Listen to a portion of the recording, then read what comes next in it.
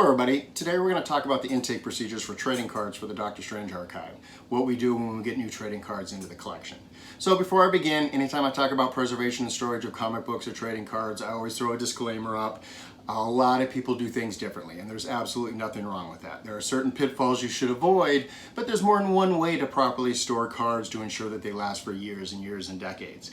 The process may be a very personal thing for some people, and they might think that if people don't do it their way, they're doing it wrong. It's absolutely not the case. So just remember that just because other people are doing things different doesn't mean it's wrong. With that said, you're going to see a lot of things in this video that might be extreme.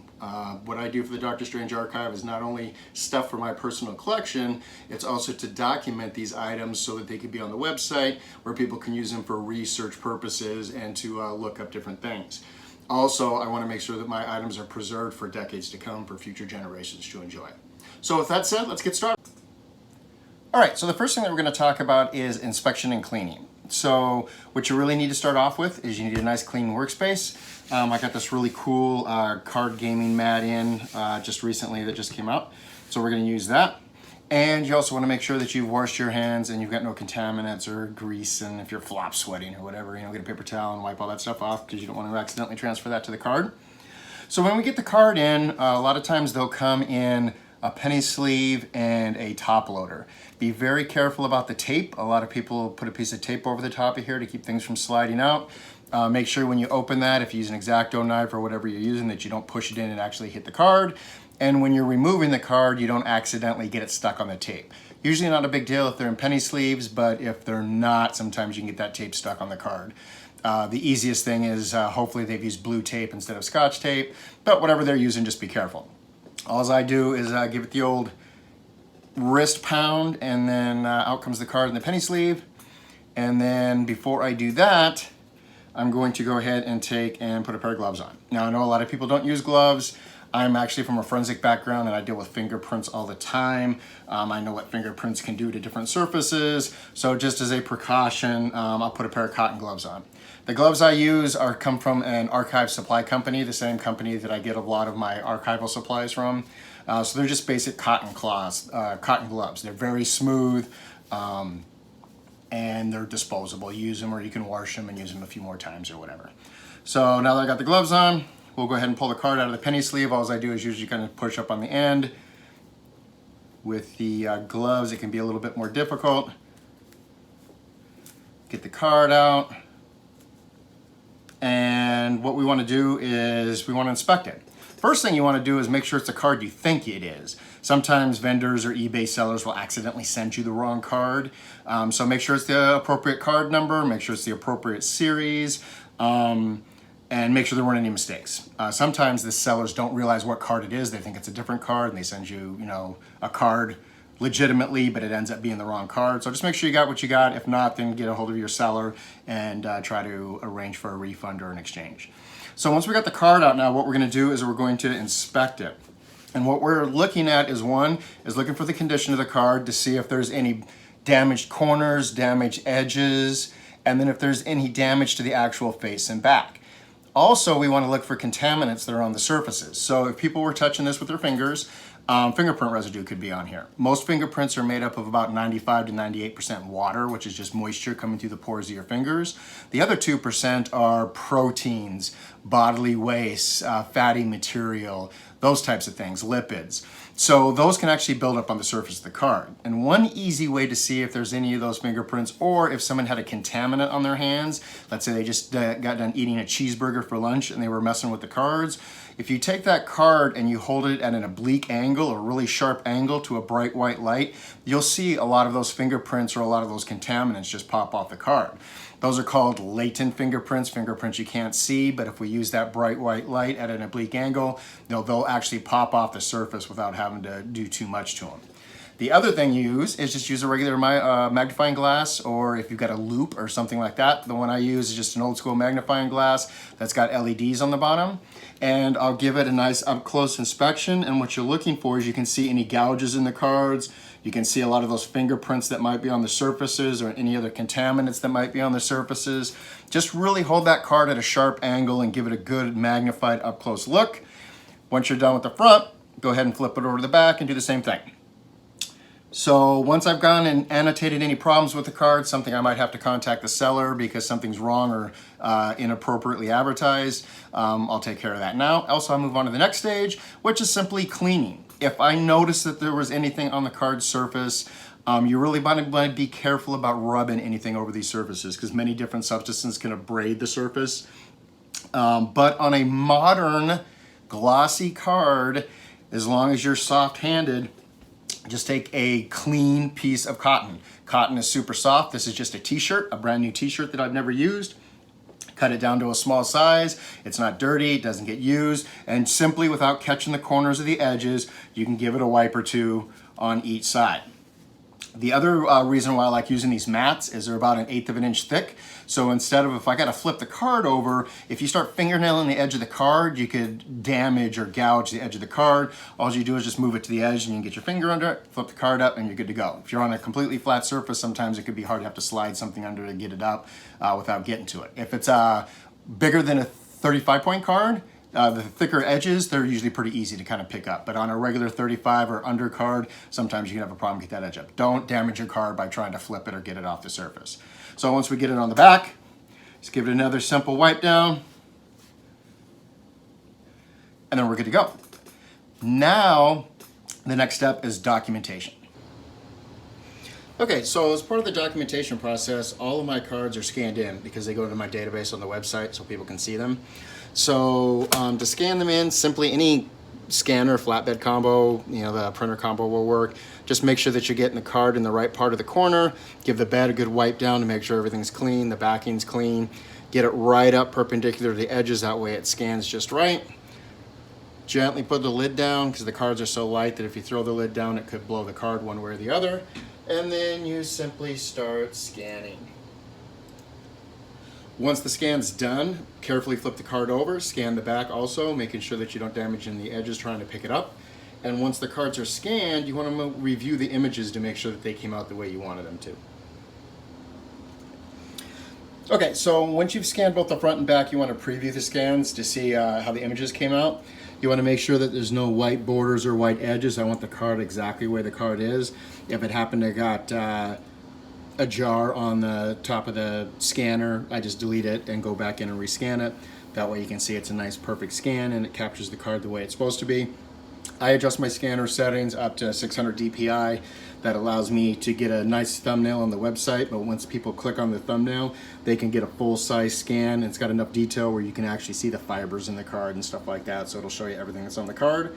And it also captures the condition of the card because I use my database for myself when I'm at conventions and shows and I'm looking for new cards I might not have in my collection. I've got hundreds of cards. I don't remember every one I've got, so I can look at my database to see what I've got, and I can also see the condition of that card in case I find one that might be a little bit better. All right. Okay, so the next thing we're going to talk about is a little bit about how I store the cards, and then we'll do a little bit more documentation. So there's many different ways. We talked about at the beginning of the video that some people use penny sleeves and top loaders. Absolutely nothing wrong with that. The method I prefer is I call them slabs, like comic book slabs. They're just the cases, the ones I've tested many different vendor ones. And because of the way they look, the way they feel, and the protection value of them, I use the Ultra Pro One Touch, and they can get them in all the different point sizes. They work really well. So what I do is once we pull one of the cases or one of the slabs out, there's magnetic closure. There's a little magnet at the top.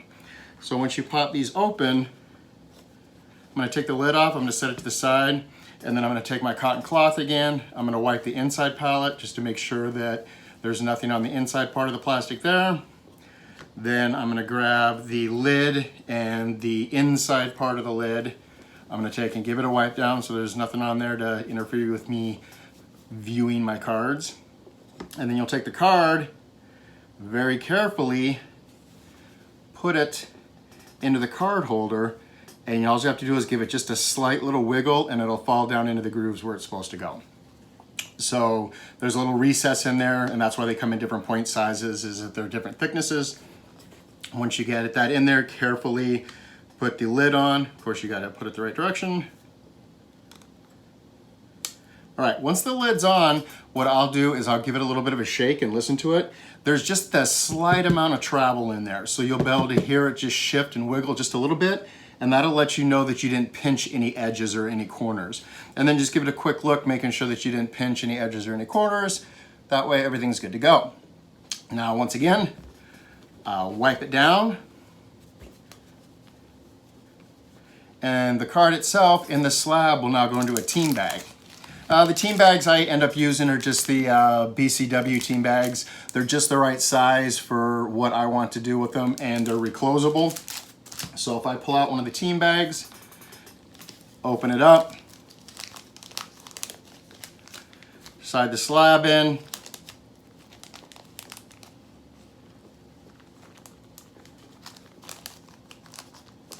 come on, get in there.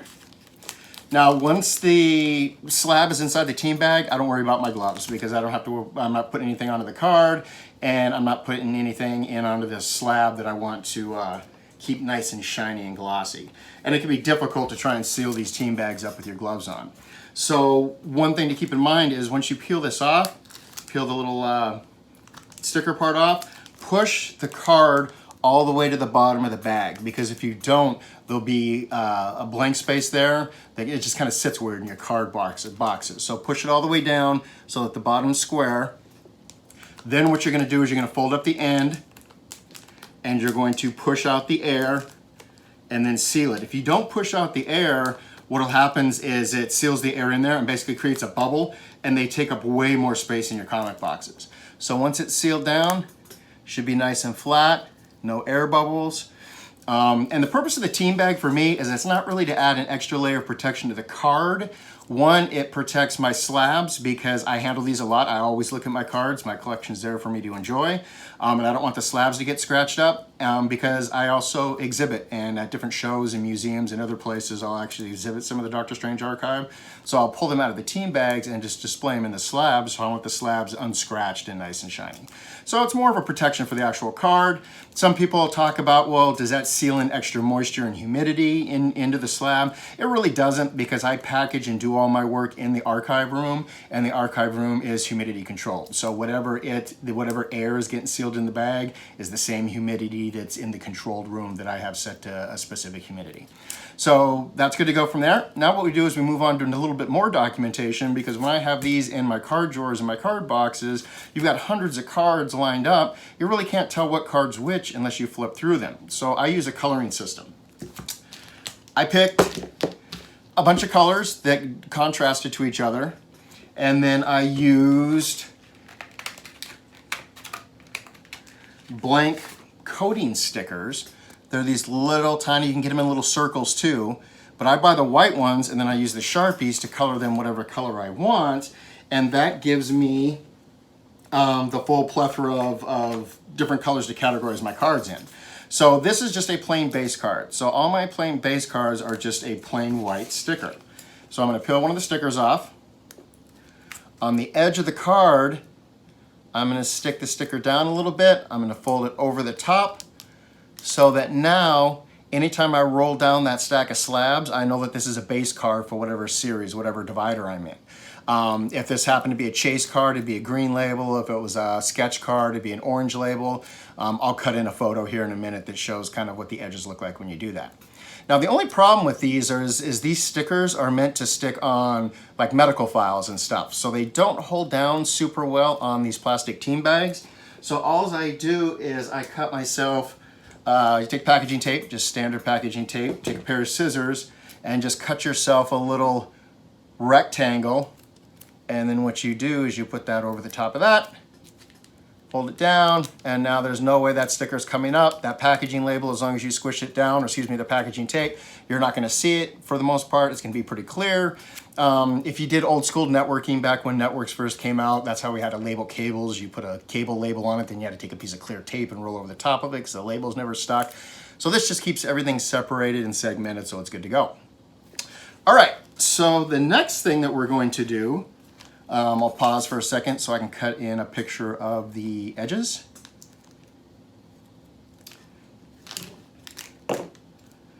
So now the next thing I do is I use Avery labels. These are 5260s.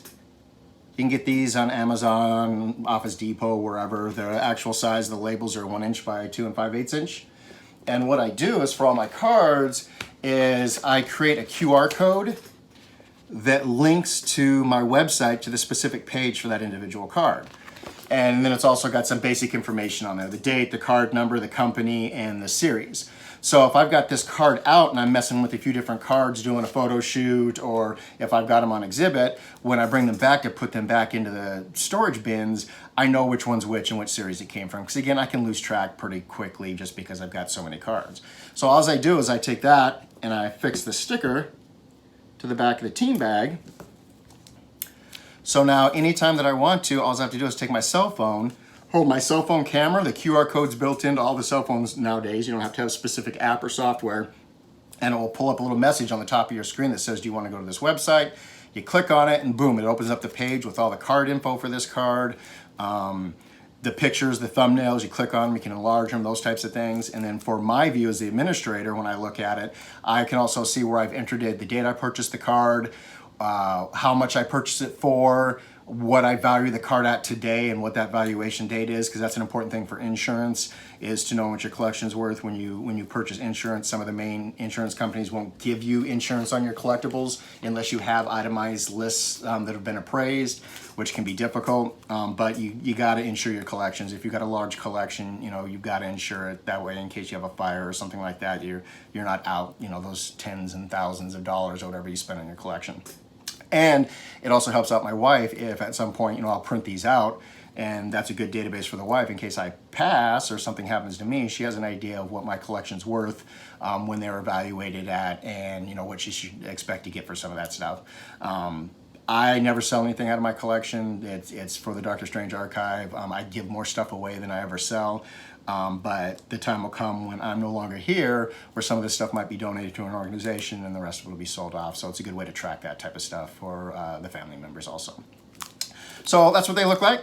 Team bag, inside a One Touch, an edge code sticker, basic sticker with QR codes on it. And then one other thing I'll do too is if I'm displaying these at a show, I'll have the QR code placard sitting next to it where anybody who's looking in the cases can just scan them with their cell phones and get all the information on it. And that goes for everything else. It goes for art, action figures, statues, anything else that's in the collection that I display. They can just click on it and see, what that item is, what year it came from, who the artists were and stuff like that. All right, everybody. So the last thing to talk about the storage and preservation is just environmental conditions. I wrote a paper that's out on the Dr. Strange Archive that really gets in depth on this, but the three main environmental conditions that really affect your stuff are light, specifically UV light, humidity, and temperature. All those things can wreak havoc. Your trading cards are made out of paper and cardboard. Unless you get acid-free products, especially the vintage stuff, was designed by nature through the pulping process, is it destroys itself, it eats itself over time. So some of the things that can help combat that is by controlling the humidity and the temperature and the UV light.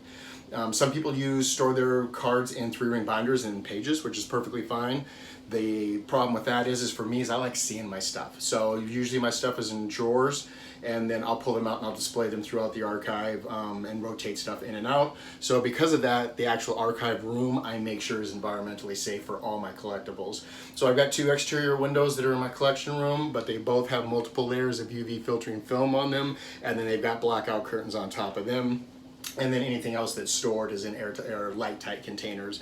But generally anything that's in the actual display room is perfectly safe just because I'm filtering out all that outside UV light, and I use LED lighting throughout the actual archive room. Keep in mind that the lights that you use inside your rooms can also affect your collectibles, but the common thing these days is LED lights, and they work great. But also remember, LED lights aren't 100% safe. There's been studies that showed that certain colored pigments, especially on art, still is affected by LED lighting. So make sure you do your research and make an intelligent and research decision on that. So temperature, if you refer to that paper that's on my website, I reference the National Archives, what they use and recommend for temperatures, and a few of the other national organizations because it's good enough to store the most important documents in this country. It's good enough for my trading cards.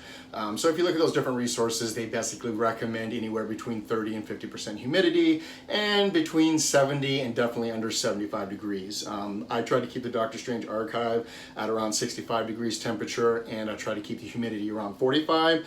Sometimes it fluctuates because in the Chicagoland during the summers with the AC on, it's kind of hard to keep that in bounds. But you want to avoid big drastic changes because as the humidity goes up, the humidity goes down, the humidity goes up. What it does is it causes the paper and the cardboard to expand and contract and expand and contract, which can end up cracking and destroying the stuff that's on the surface over time. It's nothing that happens immediately unless you get flooded and it gets physical contact with water, but you know, over the years that giant fluctuation in humidity will definitely affect your collection and cards. So try to get the stuff a relatively stable temperature and humidity, keep it barred from UV light. Try not to have it, you know, over 70 or 75 degrees at the most. I try to keep it 65-ish to 70. And then the humidity again, you know, that's the most difficult for people to try and control. And you can buy some dehumidifiers to put in the room, and you just have to empty the containers every now and then as it's cycling the water out of the air. So. All right, well, I hope everybody enjoyed the video. Again, keep in mind, this is the way I do it. It's very overboard, it's very intense compared to a lot of collectors, but I do it for a very specific way. Everything I do is systematic and methodical because I've got a very good reason for doing it that way. If you like any parts of what I did, go ahead and steal it. You know, use it for yourself. If you got any questions, I'm always available via email or on the websites and on the Facebook forums and stuff like that. So hit me up. All right, thanks.